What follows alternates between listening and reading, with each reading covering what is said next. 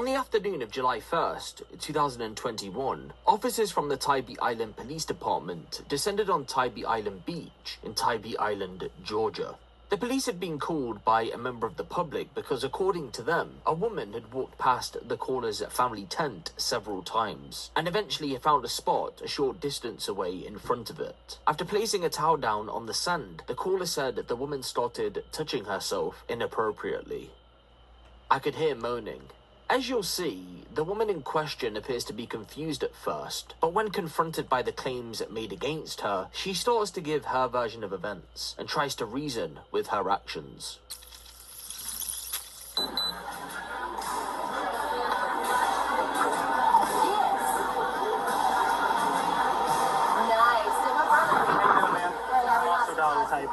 we speak to you for a second? We'll get you over there. Okay. Go ahead and bring your stuff.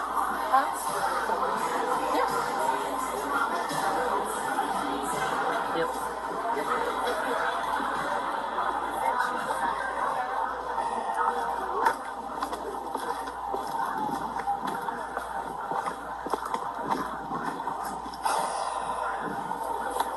Alright. What's your name, ma'am? Chris? Chris? You have your ID on you? Yeah, can I ask what the problem is? Alright, so someone called us. We got multiple calls about you. About something pertaining on the beach. Yes. Are you supposed to be, were you doing something you weren't supposed to be doing? What? Like, what were you doing on the beach? Like, prior to coming here? Prior to coming here? Were you at the beach at some point in time? Okay, I don't understand. There was nobody. I was just sitting on my towel. Nobody was around me. Okay, and you were over at the beach? Like I was near the water. Near the water? Yeah. Okay. Alright, well, like I said, someone called, and they saw you doing something you weren't supposed to be doing. No, that's not true. Okay, look, is this something that my phone should be off for or on for? You could, whatever you want to do. It's your right. If you want to record this conversation, you can. But we are also recording, so you know. Okay, can you share? I mean, who did I offend? I don't understand. What did I do? What did I do? So apparently you're masturbating on the beach. Who saw that? I mean, a couple people. No, they didn't. That's not true. Why would they call us that? Okay, because I was by myself. Now, I will tell you this. The only way that somebody would have called you is if it was a military operation, or if I can do this. Military. Never mind. Okay, so nobody was around. Was it an anonymous call? Is this one of my buddies? Okay, No, one of my buddies. No, it's not one of your buddies. It's a family. Okay, look, let me show you what I did. Okay. Okay. Is there anything in the bag? No. Is it right if I look through it? I mean, if you can open it, and can I see the contents inside the bag? Yes. Okay. I don't really understand what y'all. We're just here because someone called and we're just very concerned. Okay. This is really highly offensive to me. I got it. I got you. And that's why I'm trying to figure it out. It's my vibrator, but I just put it in my. I was sitting on the beach, and I just. Okay. Do I get a ticket?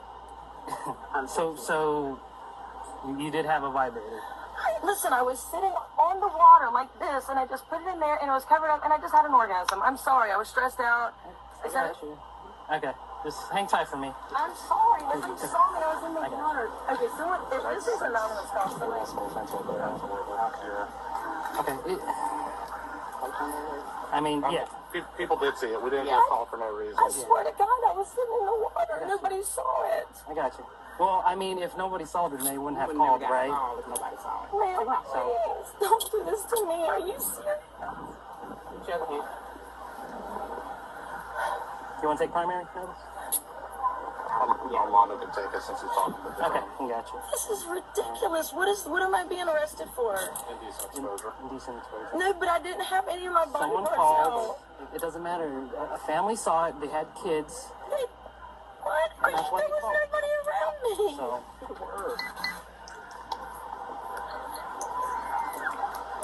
Nothing in here that shouldn't be in here?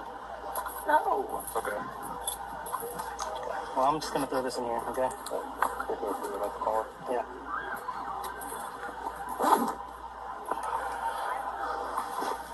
This yours, man? This hers? Yeah. On the host of Jesus Christ.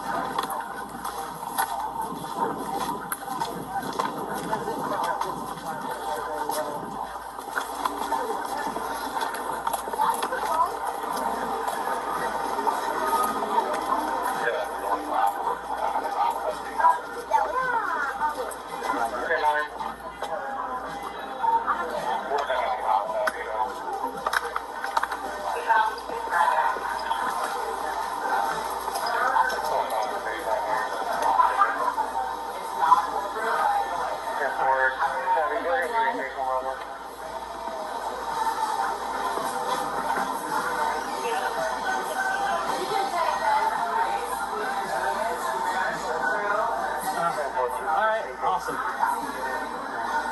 Oh, is that here? Sweet, thank you so much. What's your name? Angela?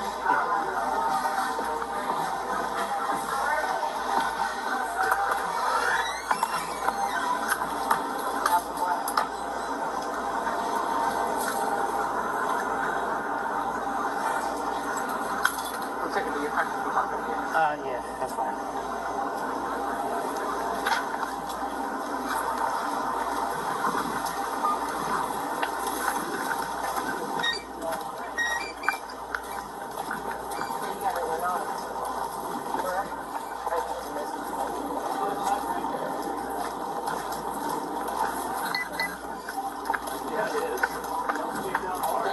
Confirmation. Ma'am?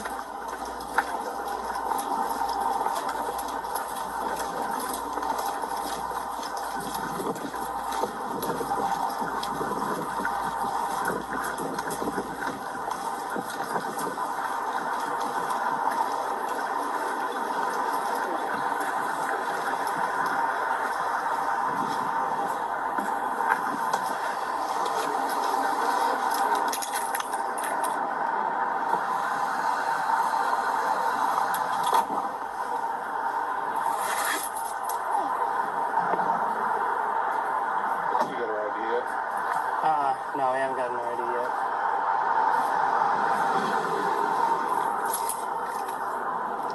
I still have it in the bag.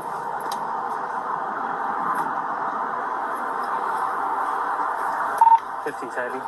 Can you run a Derby 27?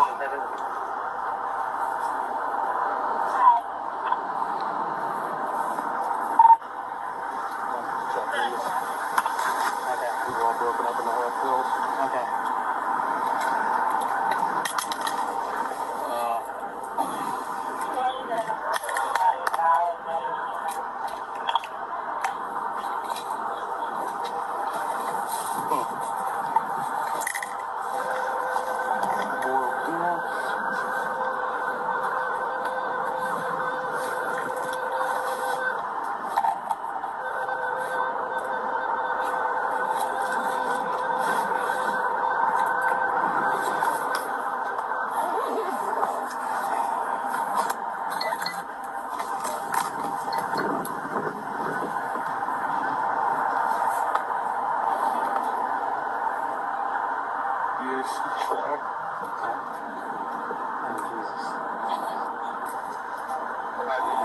She said there's a vibrator in there.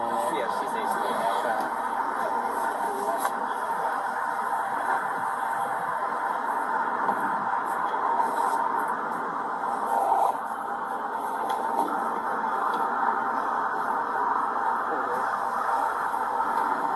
Oh, nice.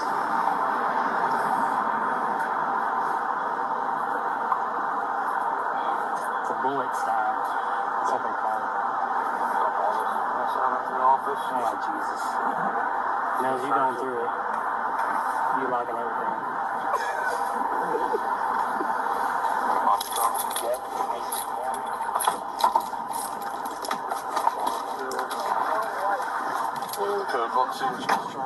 Okay. I mean, and she admitted to it, and she said she had an orgasm on the beach and all that other good mess. So, yeah. All right. Cool. It's 6 o'clock.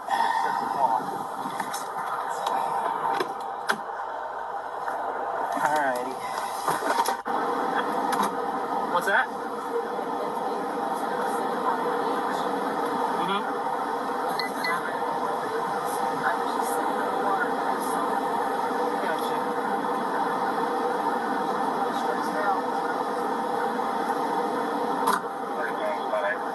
at you, and I mean, to be completely honest with you, I really don't care what you did, you know, but again, someone saw it, so that's why we're here, you know?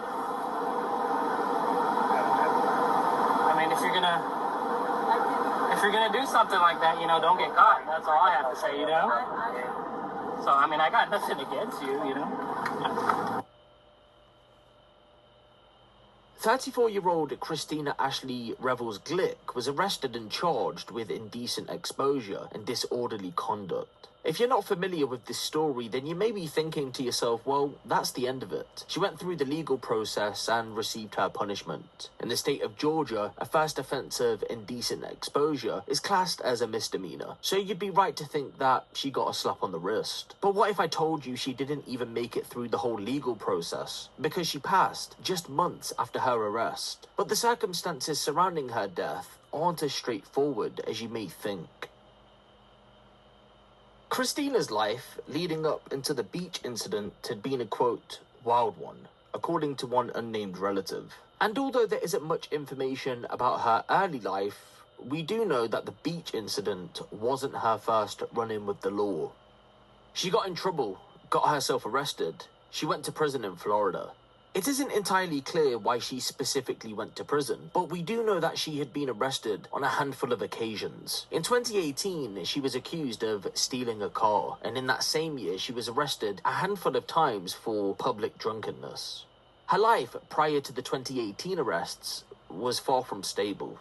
You see, she had 2 sons with 2 different men, a 19-year-old from a relationship way back in the day, and a 15-year-old from a marriage that ended in divorce in 2015. Although the divorce went through in 2015, the marriage had broken down years before. Just 6 months after the 15-year-old was born, she left the family home to go on her own journey in life. The child was left with his father.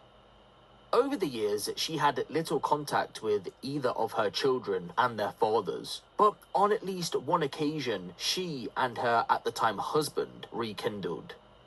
After she spent time in jail, her husband took her back, but she was wild. A short while after they got back together, she fell in with a real bad crowd. She was drinking and taking drugs. By 2020, Christina had made her own way in life once again, and she had been living at a property in Hinesville, Georgia. I'm not judging, but there were a lot of men, and we heard she worked at a strip club too. She was always nice to talk to, always smiled, said hello to our kids when she was coming in and out. She always paid her rent on time. In that sense, she was a model tenant. Then came March of 2022. On the 19th, landlady Felicity Rollins contacted police to request a welfare check on Christina. She had missed her latest payment for rent. A couple of weeks had gone by and Felicity couldn't get hold of her. When police arrived, it was reported that, quote, negative contact was made. Then they left. Remember, Ashley wasn't considered a vulnerable adult in the eyes of authorities, and there were no reports to police that she could be in any sort of danger, so there wasn't much they could do about it. Over the next 12 days, Felicity continued to try and reach out to Christina, but all attempts failed. Then, on the 31st of March, 2022, Felicity and her boyfriend decided it was for the best to enter the property to see what was going on for themselves. It was then a gruesome discovery was made. I was sitting waiting in my truck when Felicity and her boyfriend came down and said, "Something's wrong. We think there's a dead body in there." They pretty much turned straight around when they opened the door. I didn't believe it. I thought they were messing, so I went up. When Felicity's family friend, Gareth White, entered the apartment, he knew straight away that someone had died. The smell alone was enough to tell him that. And so there she was, Christina decomposing on the floor in the property. She had been dead for roughly a month. After an investigation, detectives concluded that she took her own life for reasons unknown. But people connected to the incident don't really buy into that story and want police to explore the possibility that she may have been murdered. After the discovery was made, Felicity asked her sister Whitney Phillips to act on her behalf moving forward, as the incident was too much for her to handle. When Whitney entered the property, she noticed that there was blood in every room. Not only that, but there was other evidence to suggest foul play. There was blood in every room in the apartment, but there were other things like unopened packages, things for the apartment, like she was expecting still to do things. Why would she be ordering stuff for the house? Why would she still be paying her bills if she was planning to end it? She was never late on rent. I didn't sleep right for a week after seeing the inside of that apartment. You could see the marks on the wall where her body had been, and on the carpet where it had laid. To me, it looks like she was panicking, trying to get away, trying to save her life. Why would she be moving through the house like that? That doesn't make no sense. Jonathan Johnson and his wife Jasmine, downstairs neighbors, think Christina was murdered too. The Johnsons believe they had the actual murder taking place but didn't want to intervene because they weren't too sure. They say a man who Ashley had been seeing needs to be taken in for questioning. I believe that dude killed her. We heard a lot of commotion that one night, then we never saw her or heard her again. I asked, should we call the police? But you're not too sure sometimes. Like, if you get involved, maybe you'll get hurt too. That guy was there all the time and his car was over there that night. When we came out the next day, it was gone. That night, it was like a lot of heavy walking and moving around going on. After that, it was just silent up there. And so, it's been well over a year since police reached their conclusion. We can't rule out that they'd ever change their theory and investigate the possibility that Christina was murdered, but we can say, for at least now anyway, that they don't think she was.